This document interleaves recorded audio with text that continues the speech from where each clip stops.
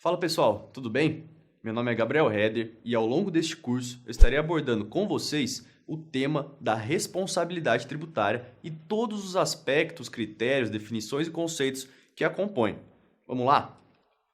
Bom, para início de conversa, eu queria relembrar um pouco para vocês os 5 critérios essenciais que compõem a regra matriz de incidência tributária.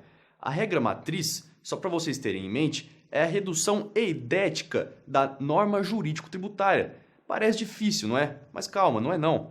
Simplesmente é a norma que institui ou majora tributos, reduzida a seus critérios essenciais, que são 5. Vamos lá. Os 3 primeiros, que compõem o que a gente chama de antecedente normativo, são o material, o espacial e o temporal. Os 2 últimos, que compõem o consequente normativo, são o quantitativo e o pessoal. O tema da responsabilidade tributária está inserido no âmbito da sujeição passiva, ou seja, é o aprofundamento do estudo do critério pessoal da regra matriz de incidência. Como vocês vão ver, o CTN estabelece que o responsável tributário é uma categoria de sujeito passivo da obrigação tributária principal. Vamos dar uma olhada melhor nisso. O artigo 121 do CTN estabelece que o sujeito passivo da obrigação principal é a pessoa obrigada ao pagamento de tributo ou penalidade pecuniária, ou seja, a obrigação tributária principal vai ser sempre uma obrigação de pagar pecúnia ao Estado. Logo na sequência, o seu parágrafo único estabelece que o sujeito passivo da obrigação principal pode ser tanto o contribuinte, quando essa pessoa tiver relação pessoal e direta com a situação que venha constituir o fato gerador, quanto o responsável, que será objeto do nosso estudo, que, sem revestir a condição de contribuinte, ou seja, sem ter praticado o fato gerador, a sua obrigação irá decorrer de disposição expressa de lei. Nesses termos, é essencial eu salientar para vocês, então, que para que uma pessoa revista, para que uma pessoa figure como responsável tributário, é imprescindível que haja disposição nesse sentido expressa na legislação.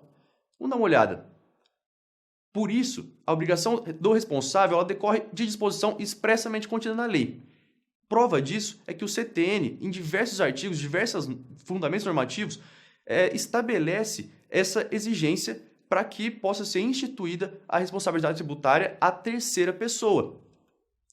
Consequentemente, a gente vê, por exemplo, no artigo 97, que somente a lei pode estabelecer a definição do fato gerador e do seu sujeito passivo, ou seja, somente a lei pode estabelecer o sujeito passivo da obrigação tributária principal.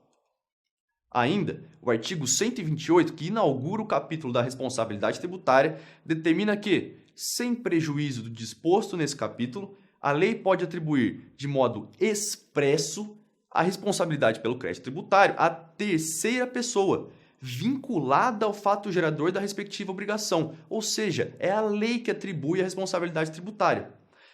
No estudo desse artigo, a gente vê ali que o responsável pelo crédito tributário, sendo uma terceira pessoa, tem que estar vinculado ao fato gerador da respectiva obrigação, excluindo a responsabilidade do contribuinte ou atribuindo a este em caráter supletivo do cumprimento total ou parcial da referida obrigação. Ou seja, a imputação da sujeição passiva, nos termos do artigo 128, se dá para o responsável tributário, se dá de maneira exclusiva a este ou supletiva.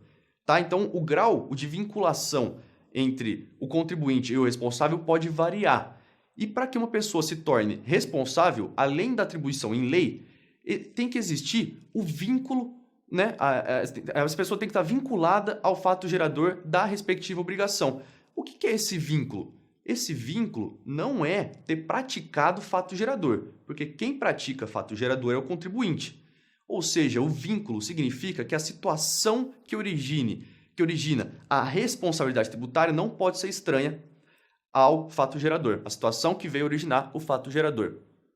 Mas então, como que a gente faz então para diferenciar o contribuinte do responsável tributário? Porque assim, as duas posições decorrem de lei e as duas posições, os dois atores da obrigação tributária atuam como devedores. Como que a gente faz, então, para diferenciá-los? Bom, o critério para a diferenciação do contribuinte e do responsável tributário é a análise estrita e fática da ocorrência do fato gerador. Com isso, a gente tem que ter sempre em mente que o responsável tributário, apesar de vinculado ao fato gerador, nos termos do artigo 128, não o realiza. Então, realizou o fato gerador, a gente tem o contribuinte. Não realizou o fato gerador, mas realizou fato vinculado ao fato gerador e existe atribuição legal, a gente tem então a figura do responsável tributário. Bom, pessoal, por hoje é isso. Na aula que vem, a gente vê todas as formas de classificação da responsabilidade tributária. Obrigado.